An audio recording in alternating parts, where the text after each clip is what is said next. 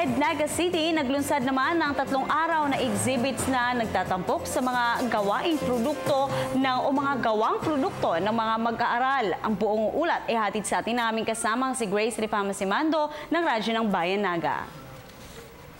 Ikatlong araw na ngayong makikita sa Naga JMR Coliseum ang mga magagandang produktong gawa ng mga mag-aaral mula sa mga dapat ay basura ng material.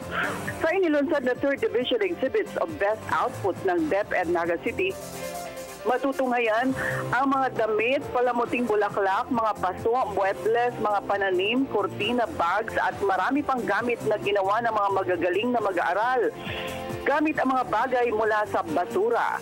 25 paaralan sa elementarya at 8 paaralan naman sa sekundarya ang nagpapaligsahan ngayon sa galing at ganda ng mga yaring produkto. Ang mga mag-aaral na ito ay pawang mula sa public schools sa buong Naga City DepEd Division.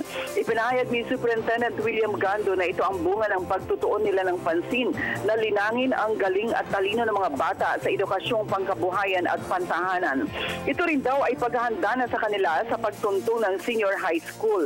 Pahayag naman ni Mayor Chan Bongat na ang Naga LGU ay handang suportahan ang mga pangangailangan ng mga paaralan dahil pangunahin sa mga programa nila ay ang dekalidad na edukasyon at magandang bukas sa mga kabataan. Radyo ng Bayan Naga para sa Telebisyon ng Bayan, Grace Rifama Simando.